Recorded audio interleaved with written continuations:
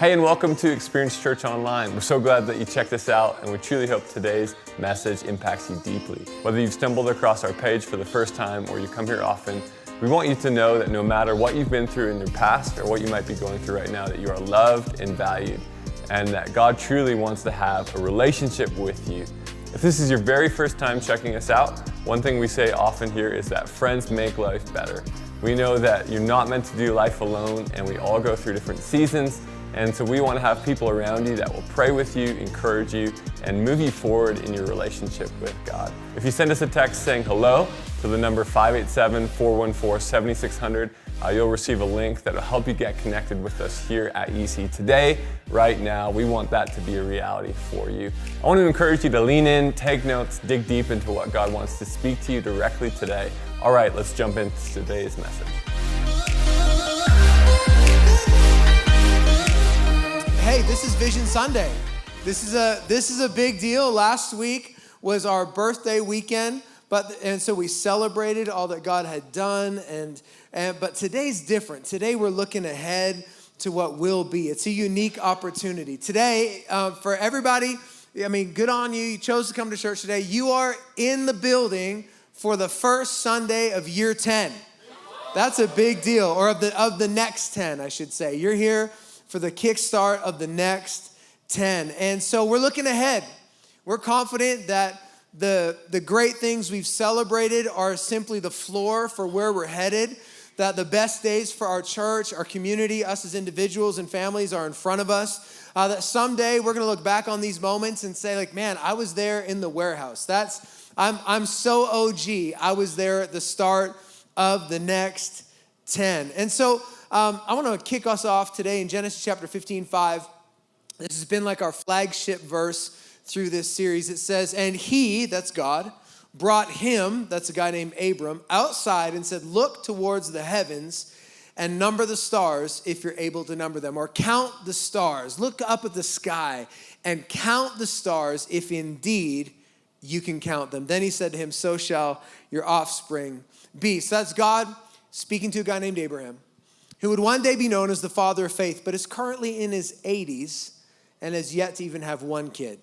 So God's promised generations, but Abram's just hoping for like one kid. And to illustrate how big and perfect and amazing God's promises are, to illustrate how beyond our comprehension his ways are, God takes Abram outside of his tent and says, look up at the stars. Can he count them? Of course he can't.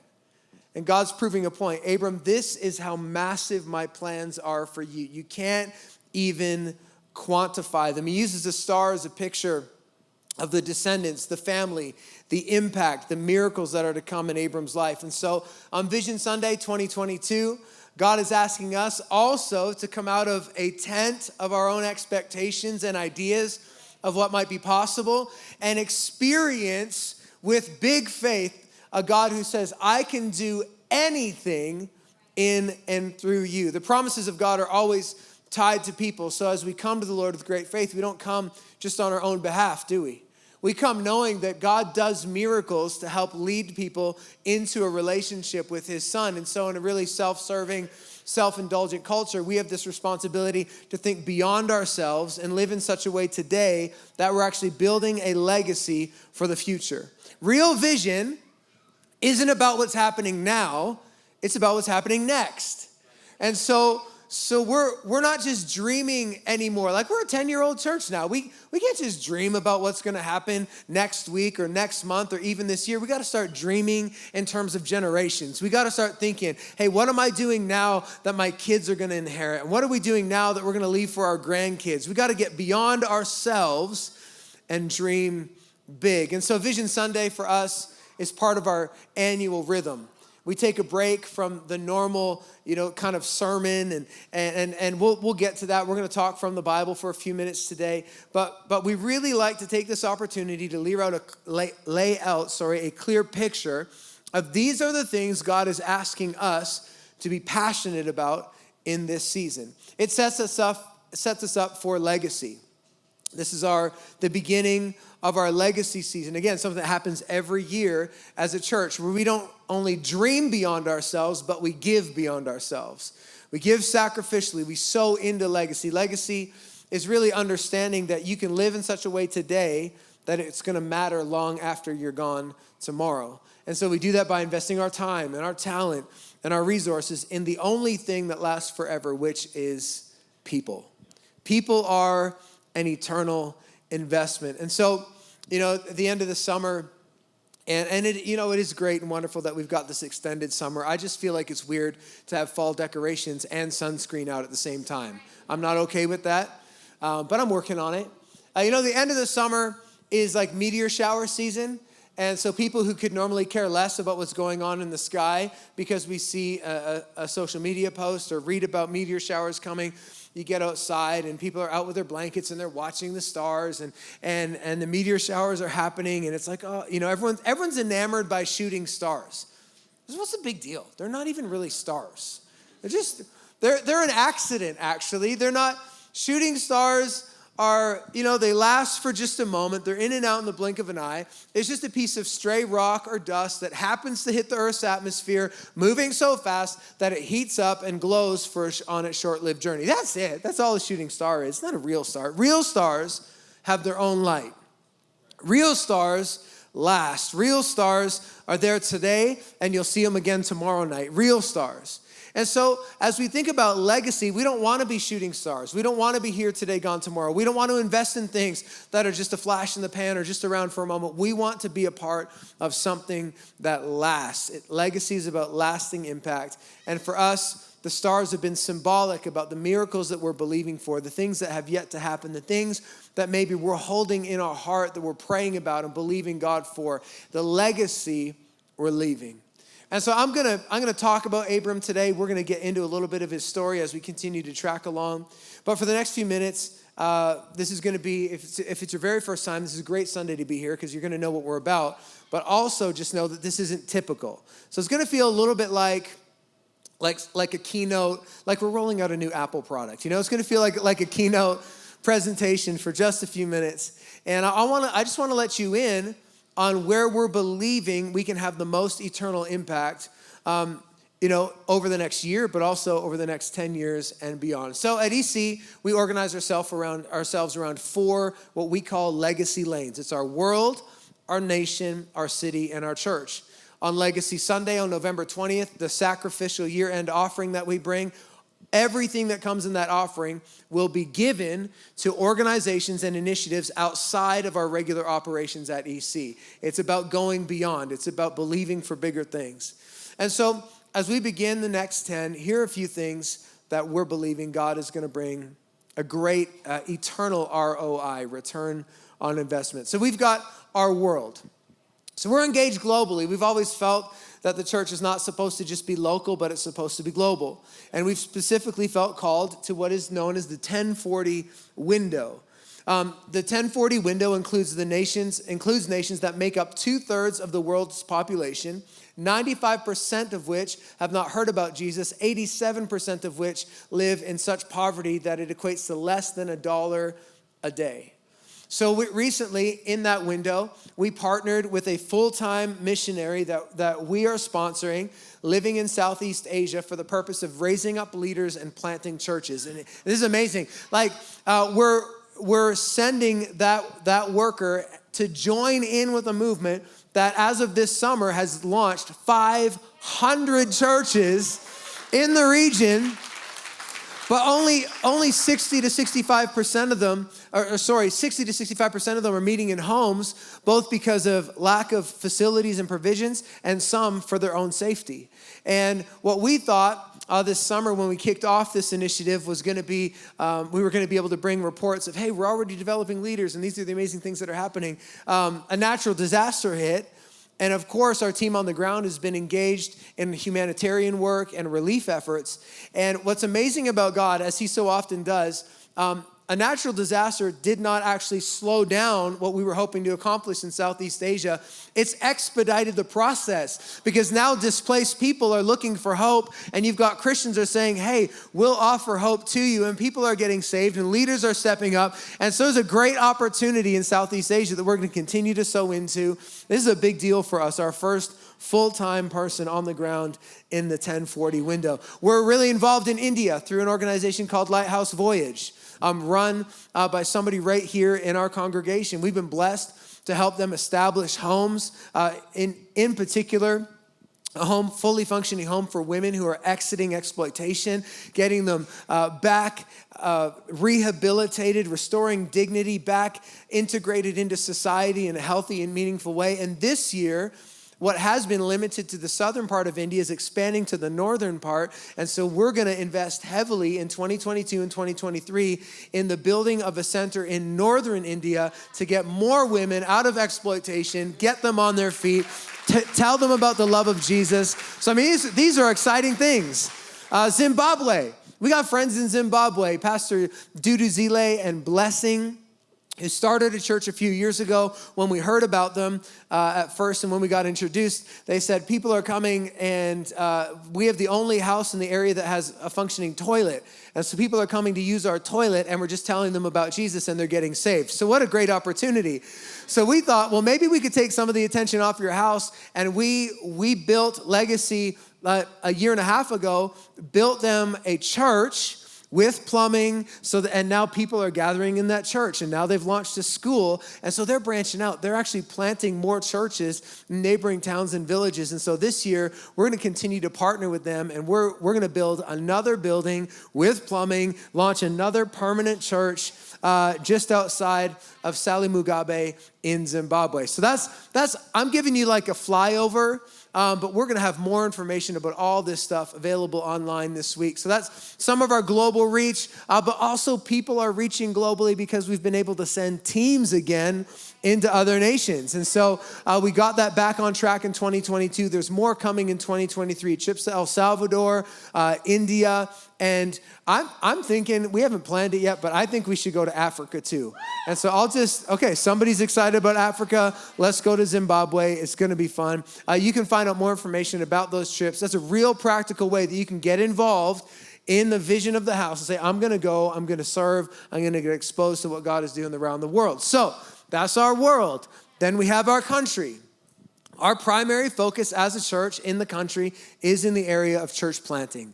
And so our experienced church staff do much of the operation work for an organization called the Association of Related Churches. And since 2012, when Experienced Church started, we have, through ARC, planted 21 other churches like Experienced Church across Canada, right from Vancouver Island all the way to Nova Scotia. There are churches that look like EC that we've been a part of planting. And in 2 weeks, we're planting our next one, and it's going to be in just outside of Vancouver in British Columbia. Chris and Katrina Tamagi planting a church called Citadel Church that we have supported and trained and equipped, and we're getting ready. They're doing a great job as they prep and prepare for their launch, and so we're excited about that. So nationally, we're going to plant more churches this year. It's going to be amazing. And also, we've been building and had a beautiful opportunity to establish friendship with the people of Fort Chipewyan, Alberta. And we love Fort Chip. We had a team in June that went up to Fort Chip and did some construction and renovation work on a property there. The people we've been working with have inherited a great space that had a church and a community center. We were working in the community center. Tragically, about 6 weeks ago, the church was lit on fire in an arson and burnt to the ground. And so I'm excited that we're going to jump back in and serve and try and help them rebuild the church and get the community in the area that God has provided ready for ministry and serving the community up there. So we're excited about what God's doing in Canada. Okay, then locally, we got things going on locally. Locally, our primary local partner is Calgary Housing. We love the opportunity to have relationship with people who live in Calgary Housing. And when we started working with Calgary Housing a few years ago, our first year, we served about 100 people. And so we thought that first year, you know what? We don't want to just serve 100. We want to try and serve all 25,000 people that live in Calgary Housing within our city. And so I'm really excited to report that as of this summer, we had gone from 100 out of 25,000 to serving 17% of the whole of Calgary Housing is now within our reach. We've got relationship we're serving. And this year, we're going to up that to 25% through things like Christmas wish list. which we're gonna provide Christmas presents for even more kids this year. We're expanding into more communities. Our Serve Week, our Serve Days, our Serve projects, our grocery totes. I mean, there's so many different things that we're able to do because of Legacy Sunday and people giving and sacrificing for the vision of the house, that we're able to expand the reach, not just of our church, but of Christ. We have other local partners that we support and love, but Calgary Housing really is the tip of the spear for us. And when we give in Legacy, like I said, it all goes into the types of things you're seeing on the wall behind me are made possible because of our Legacy season. And there's also a church component. So it's our world, our nation, our city, and our church. Okay, so we'll break the script for a second. There's gonna be nothing cool on the screen for a minute, okay?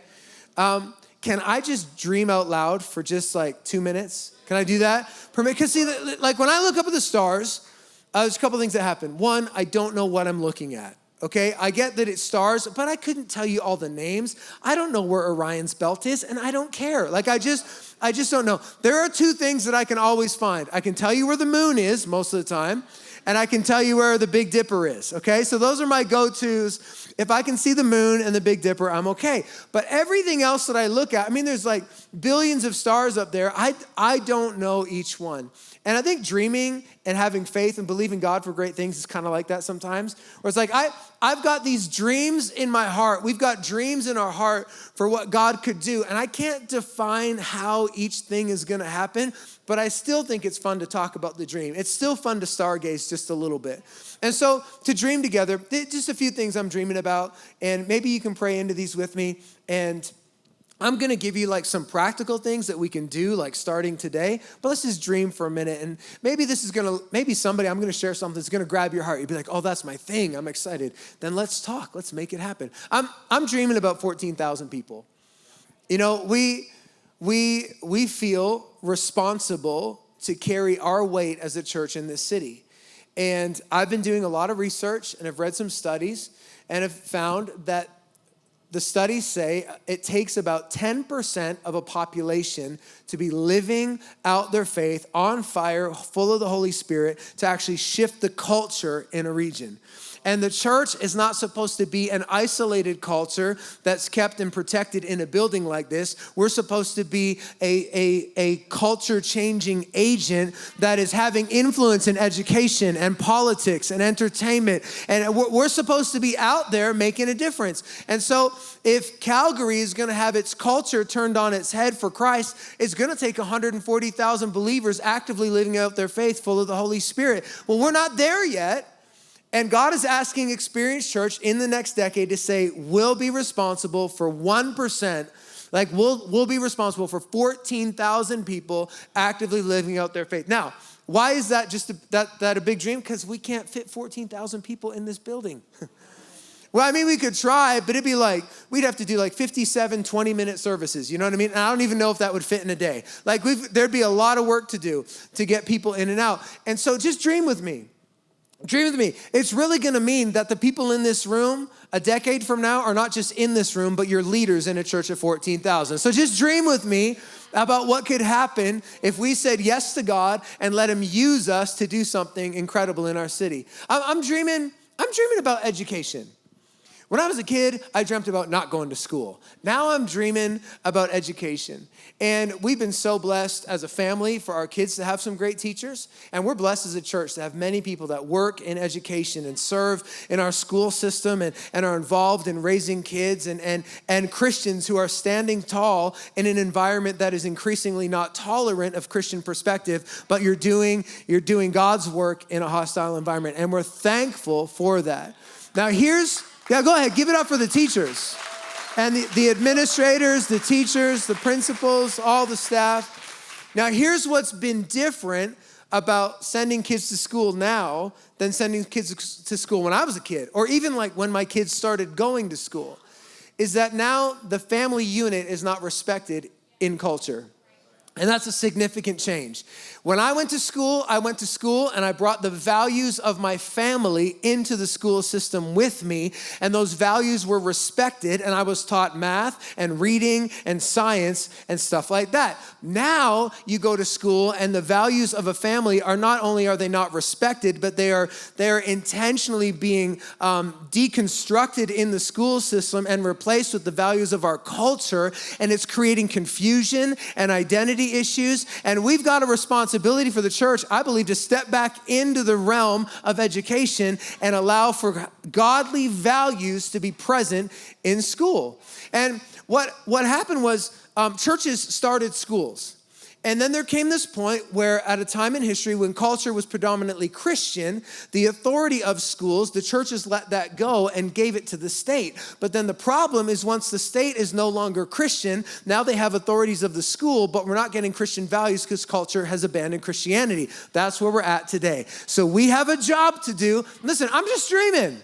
I'm dreaming about a K-12 school where people can be educated. And I'm not talking sheltered and hidden from society so they get all weird. We don't need weird kids, but we need like full of the Holy Spirit, empowered kids with real values and deep convictions who love God and want to change the world and want to address the confusion in our culture and help other kids find life and hope in Christ.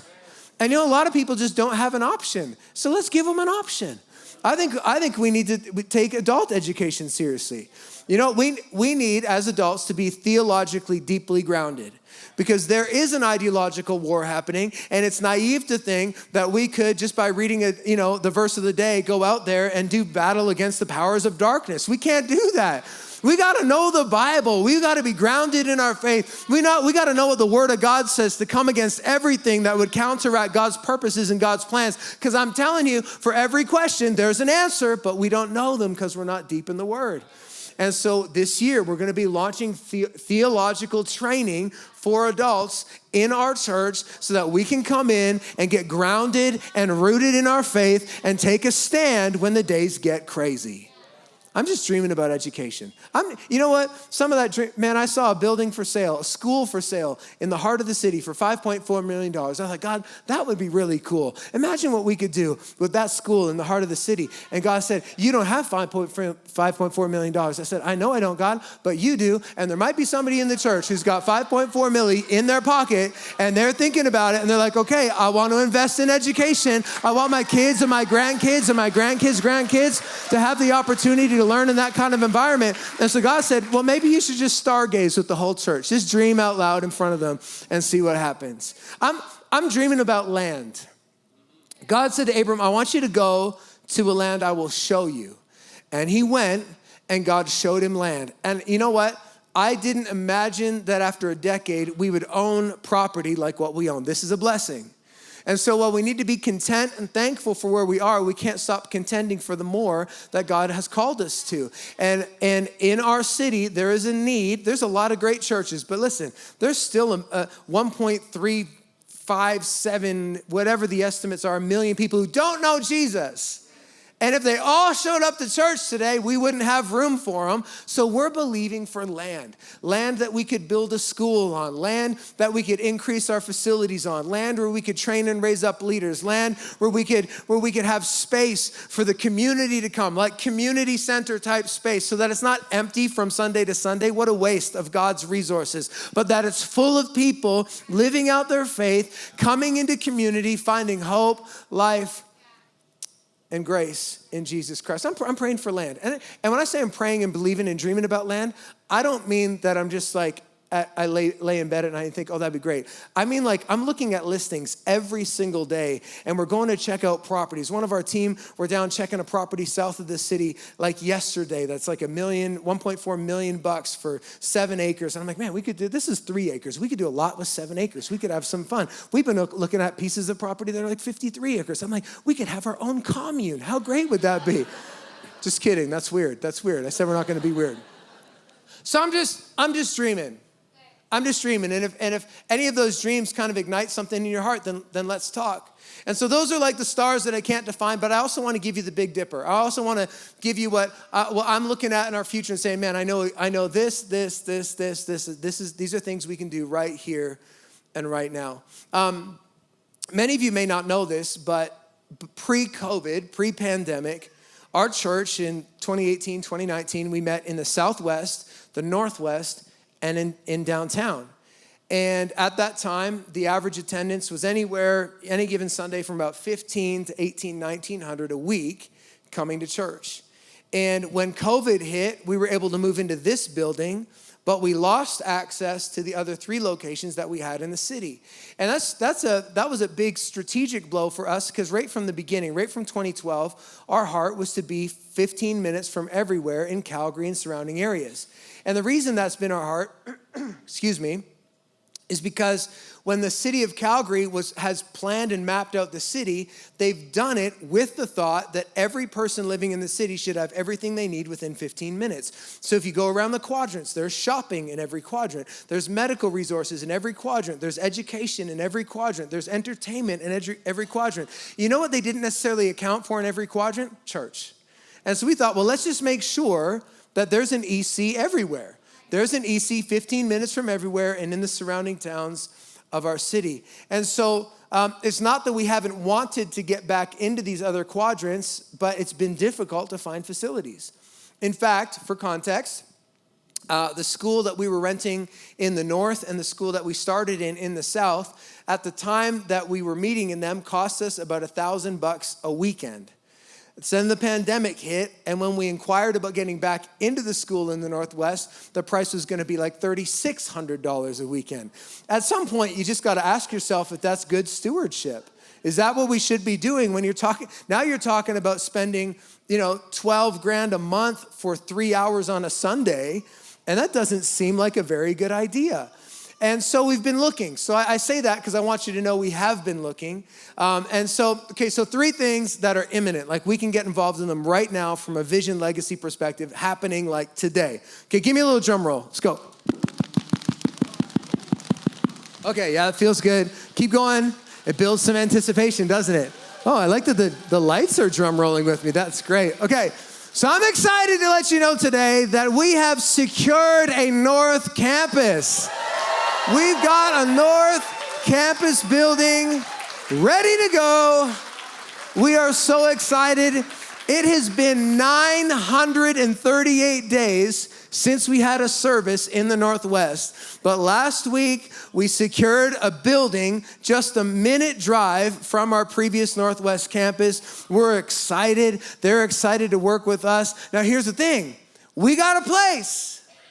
Now we need people. Okay? Now y'all got comfortable driving 35 and 45 minutes to get down here to the southeast. Guess what? We're coming back home. We're going to be in your neighborhood. And so here's where we got to work together. We secured the space, but now we have to work together and provide the people and the team needed.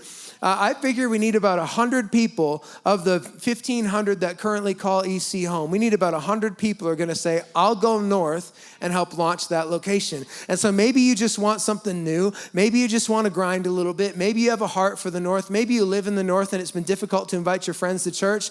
Here, everybody just take out your phone so that everybody feels like that we're all doing it, okay? So just pretend you're doing it. Get out your phone, pretend you're doing it with me. There you go. Some of you you can't. It hurts you too much to pretend? Okay, fine. That's fine. You take a picture of the QR code.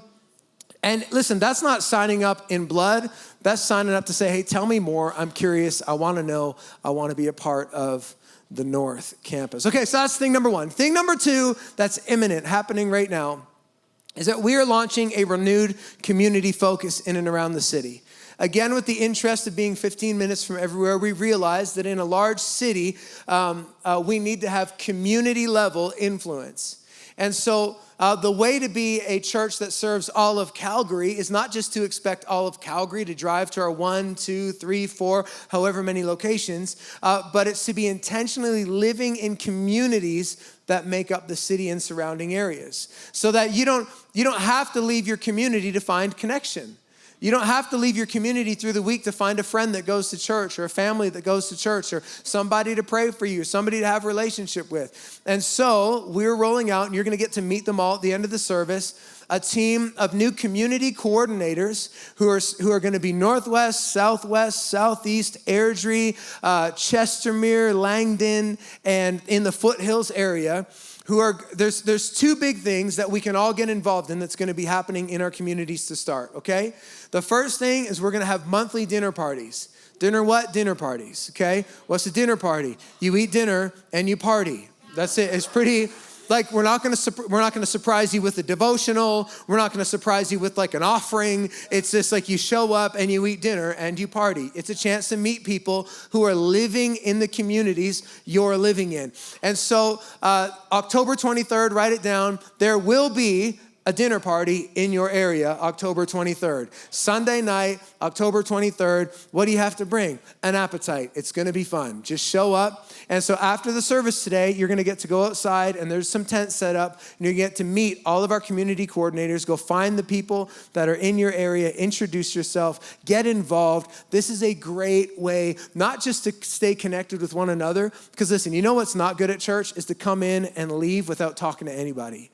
That's not helpful. You know what else is not helpful? To not have a place you can bring your neighbors and your friends. I'm telling you, we are going to be so intentionally not creepy at these dinner parties that you could bring a friend and they'd have a good time. You could bring out the kids and they're going to have a good time. So we're so excited that we get to increase our reach, but maintain personal touch around the city. Okay, finally, last thing, and then I got a whole sermon to preach. So last thing.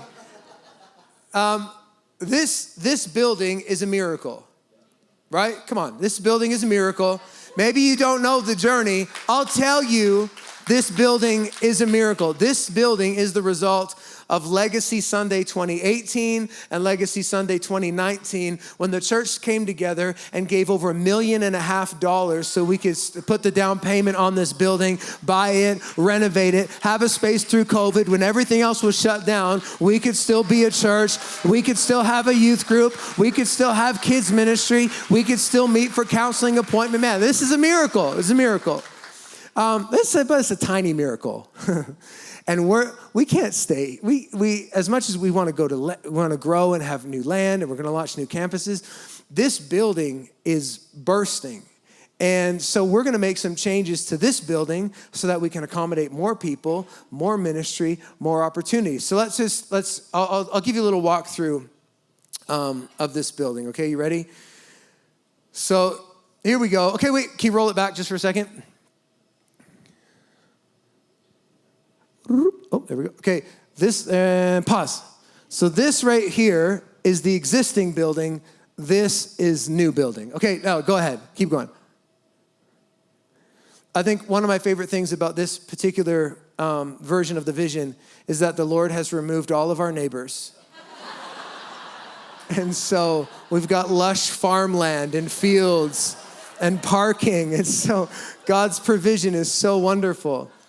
Okay, now we're going in, and right through the door. Stop! Okay, guys, we've never had a winter in this building. That means every time it's been minus 40 outside, we've been at 15% capacity in here. Now we're at 100% capacity, and I don't know if you've been in our foyer before. It's not big. Okay, so we're gonna make it bigger. We're gonna double the size of the foyer. We're gonna blow out a couple of walls that we've got right behind us here, and we're gonna open it up so there's more space for people to connect, okay? All right, keep going. That's good. Still says for everyone. We still have an auditorium. We're gonna go into the auditorium here, so if you'll just track with me, we'll go in through these back doors. We're gonna expand the auditorium 30 feet this way, which is gonna give us 250 more seats and room for a grand piano, which apparently is really important. That's probably not gonna happen. And then we've got this mosh pit at the front. And so if you like to bring a purse to church or wear a suit, we've got a mosh pit for you during worship. It's gonna be really great. Okay, now we're leaving here, and we're heading around this wall. There's a guy from the CRA, so I hope you paid your taxes. And then we head into EC Kids. Okay, you can pause that there just for a second. Do you know that last week, I don't know the numbers from today yet. Last week we had over 240 kids in EC Kids. Like it is bumping back there in EC Kids. Like it's insane, crazy. There's a lot that goes on behind the walls. Well, you're in here. You think it's crazy in here. You think the foyer is wild. EC Kids is a totally different universe. And so we're going to get t-shirts for all the people that serve in EC Kids that says hug an EC Kids worker because they need some affirmation and some love. So you need to love on them because they're incredible. But listen, we also have a space issue back there. And so we're going to open it up. We need more room for families, and not just families on Sundays. We run small groups in the building where parents are coming in with young kids and packing it out and having coffee and hanging out and building relationship. We need more space for that stuff. So we're gonna go right through here. Before we get to EC Kids, we're gonna show you the washrooms because, who doesn't want more washrooms here? That'd be great.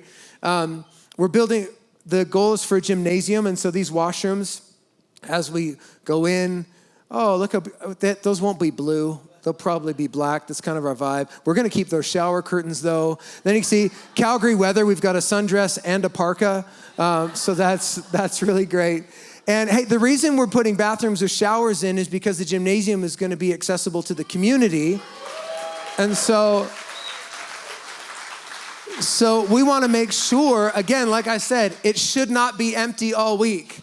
And so we're going to have a gymnasium that the community can rent out. And listen, our youth group on Tuesday nights is bursting. We've got over 150 students coming every Tuesday night, and one teenager takes up the normal living space of like 17 adults. It's crazy. And so we're legit using every room on a Tuesday night for preteens and junior high and senior high. They need more room. That might be your child getting ready to make the NBA in our gym right there. But we need more space because listen, the youth is growing and we don't want it to stop and we don't want space to be an issue. So we're going to expand and believe that God's going to fill these spaces. And so listen, those are some tangible things. Like as far as this expansion, we're waiting for our development permits right now. So at some point, I'll stand in front of you this fall and I'll say, hey, we got the DPs on the renovation and we'll all cheer together and it's going to be wonderful. But we're believing that Legacy Sunday on November 20th is going to be catalytic to us moving that forward. Happy to report that we have more than a third of the money in the bank already to do this. Like we're able to get things going. And you know what? This is not a high pressure thing. God knows exactly what we need, and God will move on our hearts to provide exactly what's needed to fulfill the vision. He's got bigger vision for this church and your family than any of us could ever imagine. So we've got our world, our nation, our city, our church, and then of course, when it comes to vision, it always starts with us, doesn't it? It starts with us. And I want to talk for just a couple of minutes before we close today about what God might be speaking and starting in us. God always speaks to our hearts and moves in our hearts before he moves through our hands. And so today I've just been praying, God, would you speak to my heart? Like all these plans are fine and good, God, but I need you to speak to my heart. I need to know his heart. And so something that's been true for eternity is that parents want the best for their kids, right? But I would say parents, we have high expectations for, every parent thinks they're going to be a great parent before you're a parent. Like before I was a parent, when we were expecting our first, we're like, man, we are going to do such a good job at this. And we're looking at food processors because we're going to puree all the sweet potato ourselves. And we're going to, our kid's going to be reading and writing by the age of 1. They're going to be lifting weights by 2.5. They're going to listen to only classical music. They're going to have refined tastes. Like we want them to be cultured. We want them to have every advantage. And then you have 4.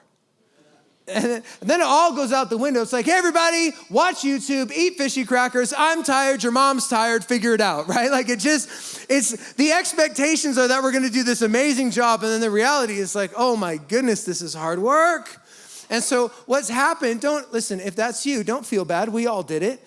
And you know what? We all give our kids the iPad from time to time. Don't judge me. Don't pretend like you don't do that. It's amazing. You just pass them the device and it babysits them and raises them for hours on end. And so now that's kind of what we do now. When I was a kid, the parents, the mailing it in was go outside. And we loved to be outside. It was amazing. You couldn't get us inside. 30 years ago, it was like the Jungle Book. We were raised by a pack of wolves. As long as we were home for dinner, nobody cared.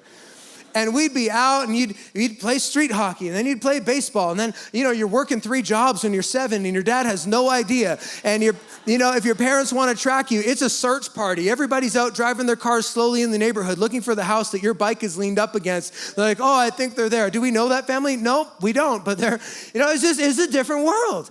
And so like when I was a kid, you couldn't get me inside, but now it's really hard to get the kids outside. It's like, guys, you need some sun. But I want to watch this YouTube video for a 37th time. And you're like, guys, work with me. We need to get you outside. And, for us, if our kids are crazy, that's what we do. It's almost a punishment, really. It's like you're going to have to, when it gets nutty in our house, like, hey, snuff, everybody outside, 30 minutes. And we do it in the winter. I'm not even joking. You can check with my wife. Sometimes I make stuff up. Not today. I'm just kidding. It's all true. But we'll even if they're crazy and it's in wintertime and we just think they need some fresh air, we'll dress them up in their outfits and say, everybody outside. And we will literally have 4 kids standing at the window looking inside the house. We're bored. We're bored. It's cold. We're bored. And we're on the inside going, you're fine. You're fine. It's good. You're fine. And we just need to get them outside. And it's so interesting to me that even now I find myself, I'd rather be inside than outside. Like when I was younger, it was all adventure. It was wild. It was exciting. I'd have, I wanted to explore. I wanted to experience new things. I just wanted to go. Like it was hard to get me in. And now I just love to be in where it's climate controlled. You can turn on the fireplace. I've got snacks right there. I think sometimes our faith starts off with a little bit of an exploration spirit. Like, man, I just want to explore and I'm passionate and I'm excited and there's anticipation and it's what's God going to do? It's amazing. And over time, we sort of get lulled into just wanting things to be safe and comfortable and easy and predictable and I just need everything to be something that I can control. We see this process happening in Abram's life. In Genesis chapter 12, God speaks to him and makes a promise that he's going to be a great nation. Then in Genesis chapter 13, he speaks to him again and says, your offspring will be like the dust of the earth, like a number that you can't even fathom. And now in Genesis 15, God comes to Abram again. It says, the word of the Lord came to Abram in a vision. Do not be afraid, Abram. I'm your shield, your very great reward. But Abram said, sovereign Lord, what can you give me since I remain childless? And the one who will inherit my estate is Eliezer of Damascus. And Abram said, you've given me no children, so a servant in my household will be my heir. So just imagine with me, when God first calls Abram is 75 years old, and God says, hey man, you're gonna have some kids. Abram is pretty excited. So excited that he grabs all of his supplies and he gets his wife Sarai and they head out on a journey and they they're like, okay, God, you said to go. We're just going to go wherever you tell us to go. And they begin to wander and walk. And I imagine they're pretty amped. Like, God, your promises are so amazing. I'm so excited that you're choosing to use somebody like me. And God, you have a plan for me and Sarai, and you promised us a nation, and we can't wait. That's going to be so good. But then it's been like a couple years and nothing's happened. But they're people of faith. Like, God, you're so wonderful. Like, your promises are yes and amen. We've been waiting for a couple years now, God. I hope you didn't forget. And then they've been waiting like 7, 8, 9 years. And it's like, God, we know you have a purpose for us. Would you like to let us in on the plan? Because we've been really trying to trust you, but it's getting more and more difficult. And then, it gets to be, now they're like 10 years, 11 years along, and you start to ask yourself some questions when you've been trying to keep your faith up, and you've been thinking like, God's got a good plan for me, but it's not happening yet. And it's like, God, what about the kids, Lord? You said we were going to get pregnant. God, what about the promise? God, you said and promised us nations and a family. And an inheritance. God, can you just clarify for me what your timeline is? God, can you just clarify for me how this is exactly going to happen? God, and you start to doubt because it still hasn't happened yet. God, did I actually hear you 10 years ago, or did I eat something weird that Friday night? Have you ever felt like that with a promise from the Lord? God, did you actually say that or am I crazy? God, does your word actually say that? And is that actually for me or is that for somebody else? God, I must have missed it. And Abram gets to this point where he settles in and he builds a tent. And he just comes, that's pretty fancy, I know. And he comes, I'm here for all of your tent building needs. I can help you.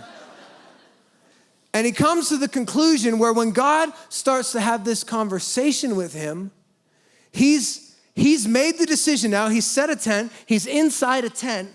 And instead of exploring and expecting the wide open space of possibility of a promise of God, he's now inside the tent and has actually downgraded God's promise to be, you know what? I must have missed you. There's no way at 85, 86 years old that we're going to have a kid. And believe me, Lord, we've been trying. Like, can you imagine Abram and Sarai working on that? Abram like, hey, Sarai, the tent's warm. Do you want to work on the promise of God? Oh, Abe, I have a headache. Really, Sarai? Like, eternity hangs in the balance. I've got powerful loins. Okay, you know. But come to this point where after a decade, I mean, imagine just for a minute, God gives a promise. It's been 10 years of birthdays without a baby shower. It's been 10 years of family vacation without having to book a kids activity, because you always got to book. You've had to put no travel snacks and DVDs in the car. It's 10 years of meal reservations and dinners out without having to ask for a kids menu. God, is this ever going to happen? And he just resigns himself to the fact that this must not be God's actual plan for me, that there must be like a second tier plan, and my inheritance and my heir is not going to be my own son, but it's going to be a servant from my household. And he downgrades the promise of God to fit his reality. And I think a lot of times we do the same thing. We're excited in the beginning and God gives a promise and we think it's gonna be good. And God, I believe you're gonna bless me and I believe you've got a plan for me. And I believe that you're gonna lead me and guide me and take care of my family. And then we just wake up one day and all of a sudden we have shifted our faith to fit the reality of our expectations, and our reality has now formed our theology. And so instead of anything being possible for him who believes, we thought anything is possible for somebody else but me, and I will just live here within my limitations. And Abram finds himself in the limitations of his reality, because see, God offers promises, but reality often speaks back. And when God says, Abram, I've got millions of descendants for you, reality says, you don't even have one kid. When God says, Abram, your descendants are going to be like the dust of the earth, reality says, buddy, you're 85. It ain't gonna happen. And listen, reality doesn't just say, sometimes reality screams. Another negative pregnancy test. Another lost business opportunity, another lonely night, another prayer prayed with no change in the situation, another day wondering, why am I here? What's my purpose? Another morning of waking up with crippling anxiety, not sure if you can even muster the strength to get out of bed. And all of a sudden, we too have built a theology around our experience. We've downgraded what's possible, and we go through the motions because in our hearts we want to be Christians and we want to trust God and we want to believe. But if we're being really honest, we're struggling to leave room for supernatural ability because we just haven't seen it happen. And now our worldview is shaped by negative experiences and unmet expectations. We downgrade the promises of God. Now listen, it's not only possible that you and I downgrade our expectations, it's normal. We all do it.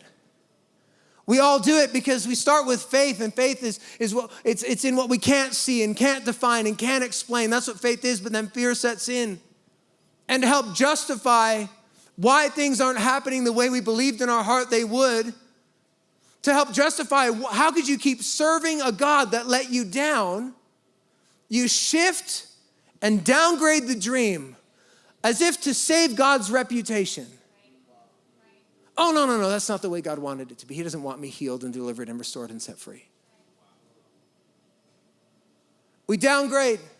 To help soothe our disappointment and heartache, we downgrade and limit what's possible, even though the Bible says that he is able to do exceeding and abundantly above all that we could ever ask, think, or imagine. We think it must be for somebody else. And we complain, God, you haven't even given me one son.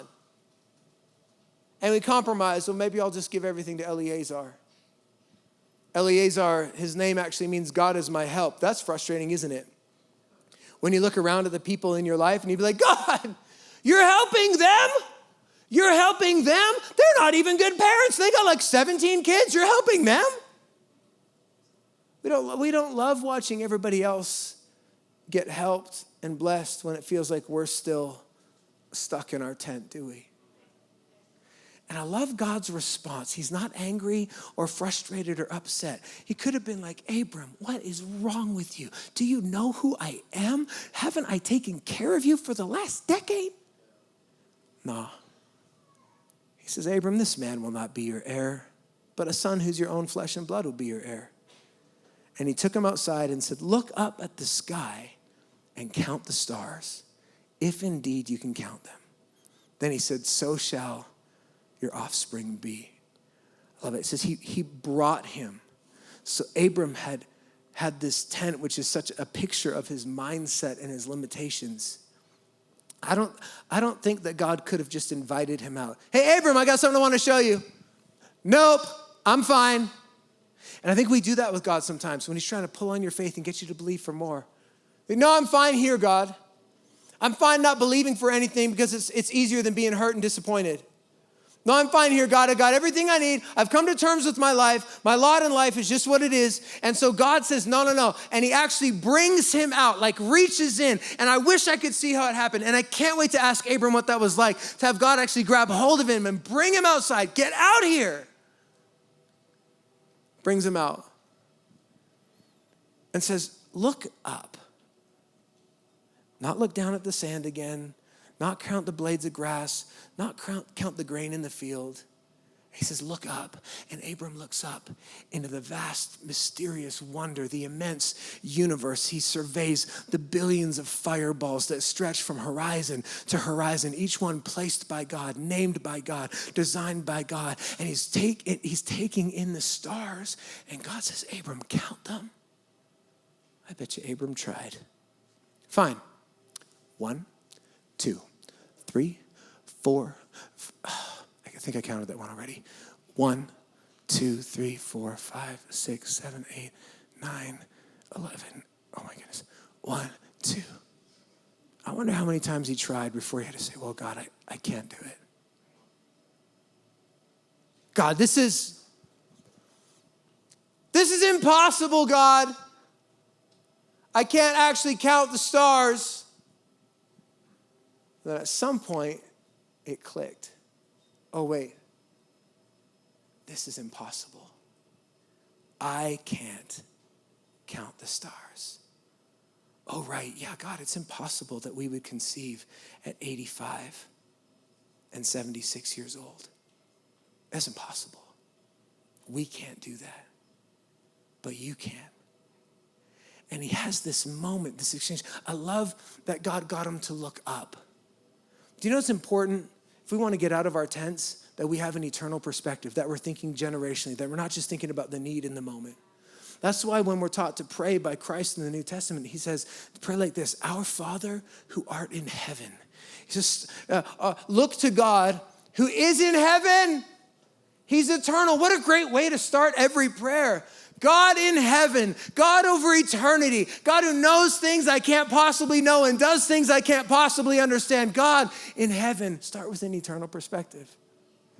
And then he brings him. There has to be this acknowledgement in our lives to get out of the tent that there are things in us that only God can do. You can't count the stars. Abram can't count the stars, and it hits. Oh, wait. This was the point the whole time, wasn't it, God? That you want to do something in and through my life that I can't do. And I just imagine, he's looking, man, God, you made all of this? And you still took time to come into my tent and speak to me? God, you hung every star in the sky and put the planets on their axis, and still you had time to come to me when I was lost and confused and broken and hurting and say, hey, come out of that paradigm and look at the possibilities that I created you for. And it's in that moment that it says in verse 6, Abram believed and it was credited to him as righteousness. Oh God, okay, I believe if you can do all this, then there is nothing you can't do in my life. He believed. This is a picture. These 6 verses are a picture of the human story, that all of us in sin are stuck in a paradigm that we can't escape, that there's nothing we can do to get ourselves out. But God in his sovereignty reaches down when we're broken and stuck and hurting and lost and pulls us into a new future with unlimited possibilities and potential. He's in his grace. He says, hey, there's more for you. And he brings us outside. And the first step of being saved and having eternal life with Christ is the simple acknowledgement that I can't do this on my own. Listen, there's a lot of us that try and decorate the tent, and we might have a family and we might have a career and we might make some money, but there is no eternal significance apart from God. We have to let him pull us out and lead us into eternal life and eternal impact. And so Vision Sunday is always and simply just an opportunity in our church to say to all of us who have a tendency to try and build tents and get comfortable, hey, let's believe for something radical again. Let's believe, what's the miracle that's in your heart that hasn't happened yet that you need to believe for again? Who's the loved one that you got to keep praying for? What's the healing that you need to believe for? Where's the provision? What's the business? What's the idea? What are you believing for? Believe again. It's an opportunity to believe again as a community. Yes, for all the things we looked at on the screen. But you know what makes that fun? Is that more people show up, and then we get to hear about the miracles that happen in everybody's life. And so I'd like you to stand with me from the front to the back. There are miracles in waiting in this church, and there are some of you that have stopped believing because it's become difficult to do so. And so, as a prophetic picture this year of the miracles in waiting, we've got these stars. And we like to do this every year because there always needs to be something tangible that we attach our miracle to, or it's really difficult to take a meaningful step of faith. And so these are a prophetic picture. We've got hundreds and hundreds and hundreds of these stars in the foyer. What I want you to do after church this week, and then next week and the week after, you go out and you grab a star. And you write on the star, this is what I'm believing for. And in the next several weeks, you're going to hear stories of people who last year wrote on our miracle wall and prayed and believed, and God came through and did a miracle. And we're believing for the same thing this year. You take a star, you write on the star, this is what I'm believing for freedom. I'm believing for freedom from addiction. I'm believing for a relationship. You know what needs to, you know the thing? You know what keeps you up at night, the miracle you're waiting for? You write it down. Then we're going to drop it in the installation out there, and we're going to watch as it fills with stars. And we're going to pray together as a community for every miracle in waiting. We're going to count the stars. And I believe we're not just going to count the needs, but together we're going to count and celebrate the miracle testimonies on the other side of every need, because God is faithful and he still does miracles and he still wants to get involved in our lives. He just needs us to shift our paradigm and step out of the tent. And so EC, it's the start of the next 10. And so we're going to believe for big things. We're going to believe for great things. We're going to give God an opportunity to show off and be God. And it starts in our personal lives. He's got individual miracles he wants to do in the room. And so today I feel like I'm talking to somebody who's waited, and somebody who's wondered, and somebody who thought that maybe God forgot about you and overlooked you. Maybe you've downsized the dream just a little bit. Maybe you felt some disappointment. Maybe you've just chalked some things up to being impossible. It's not going to happen. Listen, as a community, we're going to take a stand together and believe in faith that this is a miracle church, and we serve a miracle working God, and God's best is in front of us, and there are testimonies getting ready to be released from this room, from your heart, from your life. Hey, I hope that today's message inspired you, challenged you, and encouraged you to dig deeper in your own relationship with God. And the best part is, it doesn't end here. I want to encourage you to take 3 practical steps forward today to move forward in your relationship with Jesus. First, tell somebody. Life wasn't meant to be done alone. We believe here, like I said before, Friends make life better. And so reach out and get connected. The best way to do that is by texting hello to the number on the screen or using some of the links below so that we can follow up with you this week and help you walk out your relationship with Jesus. We'd love to get you connected with an EC group. We have them happening online and in person this semester. Third and final is give God your best yes. Give him a chance. I promise you that by inviting God into your life, it's going to make a lifelong difference and you're going to see radical transformation in your life. And if you've never made that decision before, I invite you to repeat this prayer after me. Say, God, I need you. I don't want to do my life alone. Forgive me of my sin. Come into my heart. I trust you now today with my future. And hey, if you prayed that prayer, we are so incredibly excited for you. We celebrate that decision with you. And would you reach out and let us know by texting hello to the number on the screen or clicking the button below so we can reach out, welcome you to the family, and get you plugged in to following Jesus. And we're just believing he's going to make a radical difference in your life. Thanks for being here today. We look forward to connecting with you soon, and we hope to see you next week.